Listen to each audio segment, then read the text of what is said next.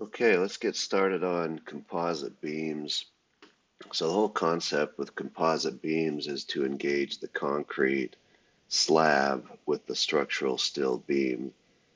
And that allows us to take advantage of that extra strength and stiffness because of the interaction of the two. So AISC has put out this composite construction PowerPoint, and I've put that in Canvas for you to use. It kind of walks through how it's done. So take a spin through this.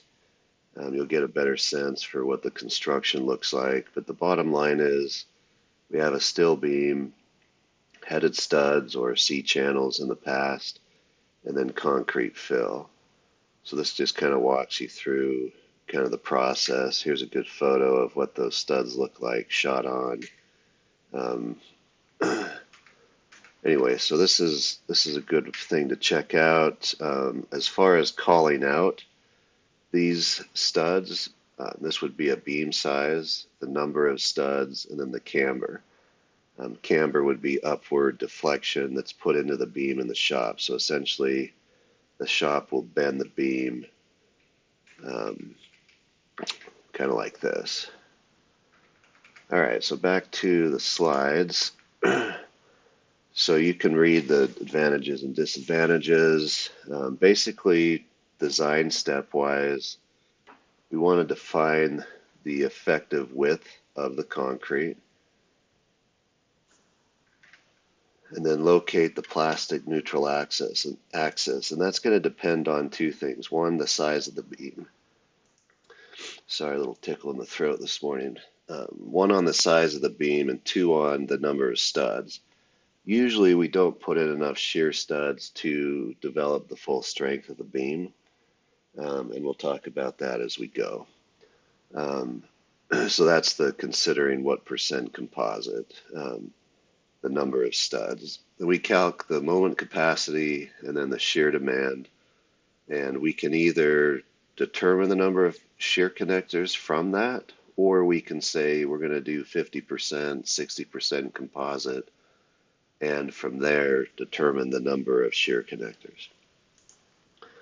Okay, so this little graphic helps you understand if you have a certain amount of slab, only a given amount is going to be effective. So that's how this BE is calculated. Here are the definitions of that. So an eighth of the span, half the distance to the centers of the adjacent beams, and distance to the slab edge. So you can see in this case where the slab edge controls, even though in that first picture we had an area that came out to here, if there's no slab, there's no area to use.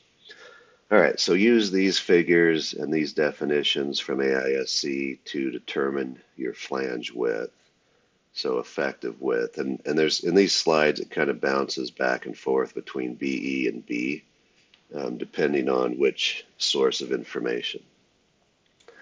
Okay, the next thing is to calculate the plastic neutral axis. And there's actually two sets of equations. If one is in the slab, then we use this set of equations. And if it's in the web, then we'll use these equations here to determine the moment capacity. So let's kind of back up for a sec. So let's take a look at this picture here. So the mechanics of how this works is we have a compressive force develop in the slab and a tensile force develop in the beam, which is identical to how we size beams in concrete. So if you've taken concrete design, this should look somewhat familiar where the tension is carried in the steel, compression in the concrete. The difference is instead of rebar down in this area, we have the entire section of the steel acting as the tensile reinforcement. So in one case, we can balance the tensile strength of the steel with the compressive resistance in the slab. And that's where the PNA plastic neutral axis is within the slab. Then there's a case where that PNA drops down somewhere into the steel. And again, these are just ends up the way we solve this is just by force couples.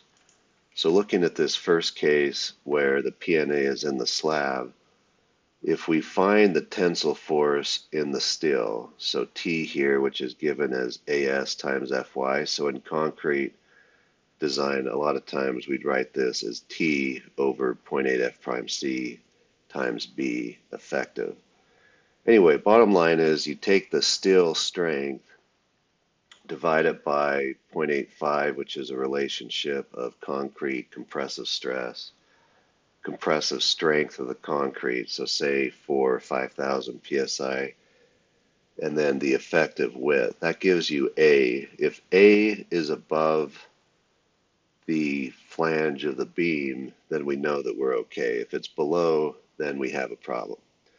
The other way to do this, well, just to be clear, these equations assume full composite action, and what we mean by that is we can take the full stress of the steel, carry it through the shear connectors at the interface between the beam and the concrete, and put that force into the concrete. Usually we can't do that, so in down the road we're going to see a different relationship here where it's instead of the strength of the steel, we have the strength of the headed studs. Anyway, once we have the A determined and we know it's above the steel, then we can use this equation where we just really are doing sum of moments about the compressive force. So we basically are taking D1, which is this term,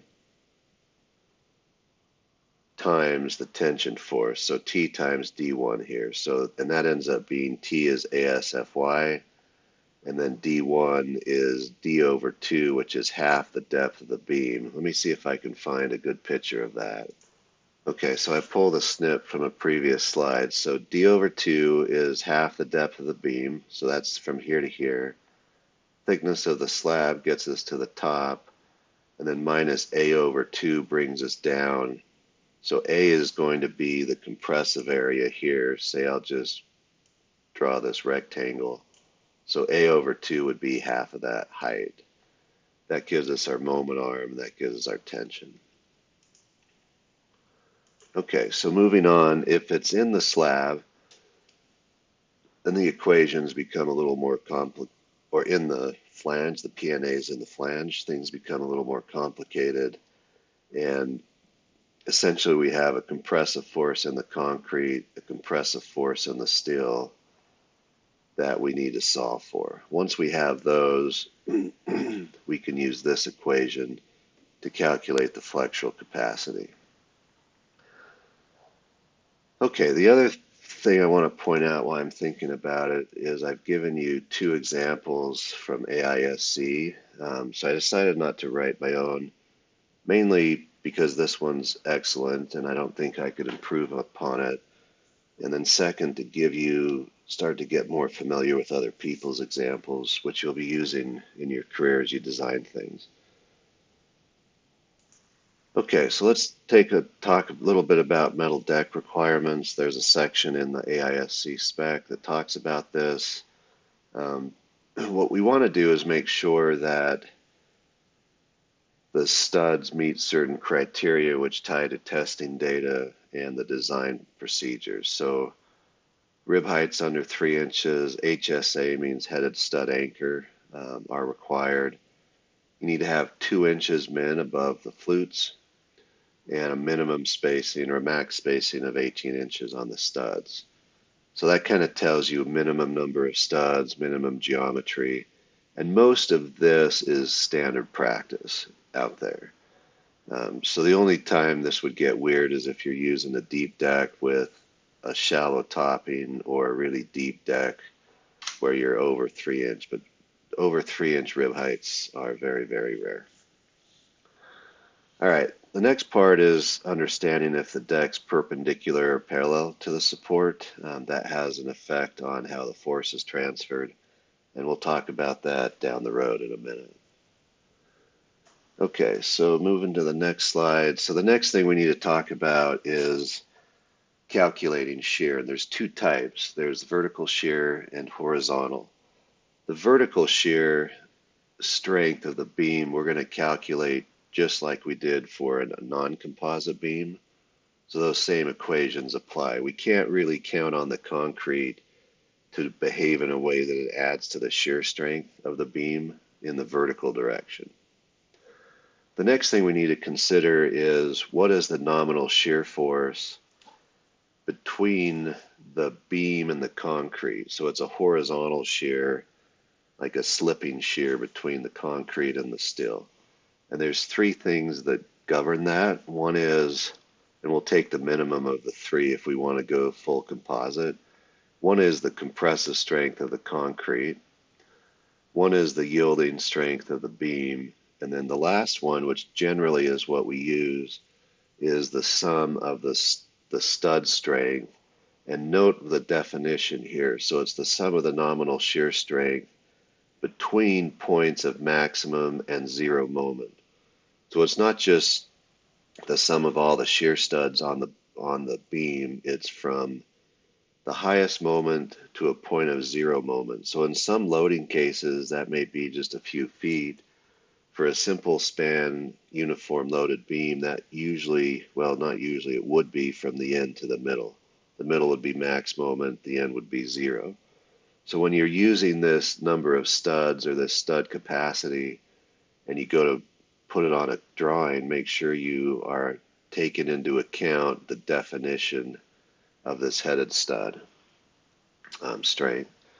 All right, capacity is given by this equation. So there's two equations. One is based on the area of the stud and the strength and stiffness of the concrete. The other is based on the strength of the stud itself with some reduction factors depending on the orientation in the deck. So if we go back to, or go down if I have it, if we go back to this geometry, if I have a force, say horizontally here, because there's a void in the deck, I'm not going to get the full strength of that stud if it was fully encased in concrete. So that's what this equation does for us. And this would be the strength of one stud, and then we would use that to say, okay, we need 10, 20, whatever number of studs from this zero to max moment region.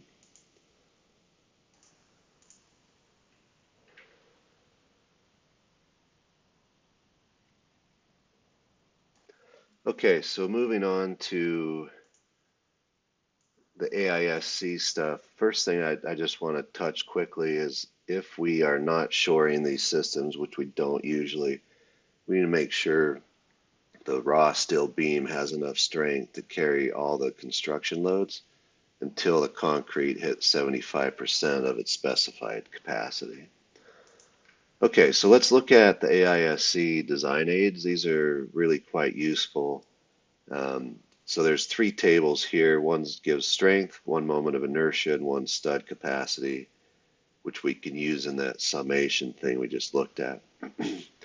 So basically what we're looking at with AISC is this table here that once we know Y2 and we've made an assumption on sum of QN, we can enter a table here. So say my QN was 814 and my Y2 I calculate as 2.5, I get my capacity straight up. So that's really convenient. So looking at the definitions, excuse me, Y2 is defined as the top of steel to the compressive centroid of the concrete. Y concrete is something we get geometrically. It's just the thickness of the slab. And that is, so Y2 is Y con over A minus A over 2 rather. And A is given as the sum of QN over 0.85 F prime CB, which should look familiar from concrete. If you haven't had concrete, it'll look familiar when you take concrete.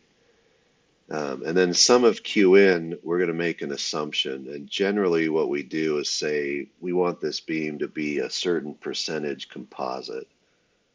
Minimum is usually 25%, 50 is common, 100 is uncommon, So usually if you say, let's start at 50% composite times T, which is the tension force of the beam, which is its full cross-sectional area times its yield strength. If we follow that, we can have a good starting point for Qn. So we get Qn, get Q2 or Y2 from that. We come to this table and we can just pull out the flexural capacity pretty quick. This next table, 7-20, gives us moment of inertia for the composite section. So we would use this in our deflection calcs. And then this table here gives us the actual stud value. So what we would do with our assumed Qn here, we would say, okay, for a certain type of stud, say for deck parallel to the beam, certain ratios, and you can look into that more, 3/4 inch anchor, lightweight concrete of 4,000 compressive strength, I can get 21 kips per stud. So then I can divide that number into my sum Qn and say that's the number of studs I need from the zero moment to the max moment over that length of beam. Okay, so I've kind of written out the steps for you to follow more easily or more thoroughly, but that's the bottom line, how we would do the calcs according to the AISC tables. So just to review, kind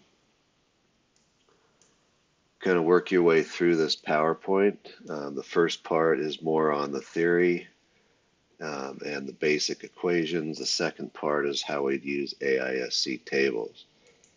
This example goes through both. And then I've got a beam example, which I believe just goes through the table method. So anyway, dig in, enjoy. The assignment focuses around taking some of the steel beams you've already designed and converting them to composite beams. I will see you in class.